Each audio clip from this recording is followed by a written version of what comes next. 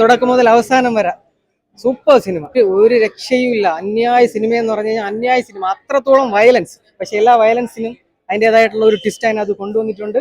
Excellent acting, ഒരു രക്ഷയില്ല. ആക്ഷനൊക്കെ അടിപൊളി. ലോകേഷിന്റെ പെർഫോമൻസ് ആണ് എടുത്തു പറയാനുള്ളത്. പിന്നെ വാമിക ഗബ്ബിയുടെയും അടിപൊളി പെർഫോമൻസ്. ലോകേഷിന്റെ എക്സ്പെക്ട് ചെയ്തതിനേക്കാളും അടിപൊളിയായിട്ടുള്ള ഫൈറ്റ് സീക്വൻസ് ഒക്കെ അടിപൊളിയാണ്. നമ്മൾ നേരത്തെ കേട്ട ആ ഒരു BGM തിയേറ്ററിൽ എക്സ്പീരിയൻസ് ചെയ്യേണ്ടതാണ്. മസ്റ്റ് തിയേറ്ററിക്കൽ വാച്ചാണ്, എല്ലാവരും വന്ന് കാണും. മ്യൂസിക്കും ആക്ടിങ്ങും പെർഫോമൻസ് എല്ലാം അടിപൊളി, ഓവറോൾ അടിപൊളി, സൂപ്പർ. ഭയങ്കര ബ്രൂട്ടലും നല്ല വയലൻസും നല്ല ഇമോഷണലും നല്ല ലവ് സ്റ്റോറിയും കൂടെ എല്ലാം കൂടെ ചേർത്തിട്ടൊരു അരുൺ മാധുശ്വരൻ മൂവി. സത്യം പറഞ്ഞ ബാക്ക്ഗ്രൗണ്ട് സ്കോർ അനിരുദ്ധിന്റെ പടം എന്ന് തന്നെ പറയാം. മെയിനായിട്ട് ലൈക്ക് അരുൺ മാധുശ്വരന്റെ സ്ഥിരം ശകലം കൂടെ ഇമോഷണൽ ആൻഡ് ലവും കൂടെ ചേർത്തിട്ടൊരു ആക്ഷൻ ത്രില്ലർ വയലൻസ് എല്ലാം കൂടെ ചേർത്തിട്ട് നല്ലൊരു സിനിമയാണ്. സീരിയസ്ലി എല്ലാരും ചാടി ഇടിച്ച്, ഒട്ടും പ്രതീക്ഷയില്ല. കൂടുതൽ 5 പേരും ചാടി ഇടിച്ച് എല്ലാരും ചത്തു കിടക്കിയത് ഉള്ള കാര്യം പറയല്ലോ. ഓക്കെ പടം. പക്ഷേ സീരിയസ് അതിന് കഴിഞ്ഞ ശേഷം ഇന്റർവെല്ലിന് ശേഷം എല്ലാവരും ലാസ്റ്റ് ക്ലൈമാക്സ് കാര്യങ്ങളും വെടിയും പുകയും ചോരയൊക്കെ തന്നെയായിരുന്നു. പിന്നെ ഒരു റോസാപ്പൂവയും സീരിയസ്ലി.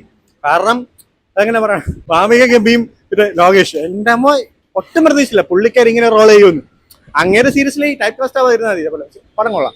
ഒരു കാര്യം എക്സ്പെക്ട് ചെയ്യാതെ പോയ പടമാണ് ബ്രോ. ഞാൻ ജസ്റ്റ് അനിരുദ്ധിന്റെ മ്യൂസിക് കേൾക്കാൻ വേണ്ടി മാത്രം പോയ പടം. പക്ഷെ ലൈക്ക് ഇന്റർവെൽ എത്തുന്നതിന് മുമ്പ് വരെ ജസ്റ്റ് ഇങ്ങനെ ആടി ലൈക്ക് ഇതെന്താണെന്ന് ഒരു ഐഡിയ ഇല്ലാതിരുന്നത്. പക്ഷെ ഇന്റർവെൽ ബ്ലോക്കിനായിട്ട് ഒരു സാധനം വെച്ചിട്ടുണ്ട്. ആ ഒരൊറ്റ സീൻ എനിക്ക് കൊടുത്ത കാശിന് മുതലായി. വിഷയം എന്ന് വെച്ച് കഴിഞ്ഞാൽ ഒരു രക്ഷയില്ല. വിഷയം ലിറ്ററലി എക്സ്പെക്ട് ചെയ്തില്ല. ഞങ്ങൾ അതുവരെ എന്റെ കൂടെ ഇരുന്ന എല്ലാവരും ഇങ്ങനെ വെറുതെ ജസ്റ്റ് ഇങ്ങനെ ഇരുന്ന ആൾക്കാരെല്ലാരും എഴുന്നേറ്റ് നിൽക്കുന്ന രീതിയിൽ ഒരു ഇന്റർവെൽ ബ്ലോക്ക് നല്ല കിടിലനായിട്ട് ക്രിയേറ്റ് ചെയ്തിട്ടുണ്ട്. കിടിലം പടം. സീരിയസ്ലി ഞാൻ മൂവി കാണാത്ത ഒരു പേഴ്സണാണ്. പക്ഷെ ഇത് വിളിച്ചപ്പോ ഞാൻ ജസ്റ്റ് പിന്നെ അനിരുദ്ധിന്റെ പാട്ട് നമ്മുടെ വേടന്റെ ഒക്കെ ഒരു ഇതുണ്ടെന്ന് അറിഞ്ഞപ്പോ ഞാൻ ജസ്റ്റ് കേറിയതാണ്.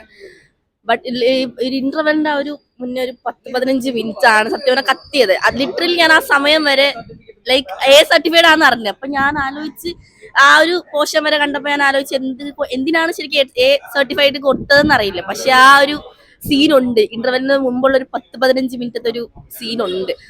അവിടെ നിന്നാണ് ലിറ്ററലി ഉറക്കം തൂങ്ങിന്ന ഞാൻ വരെ ചാടി എണീറ്റ് ലിറ്ററലി രോമാഞ്ചം വന്നു.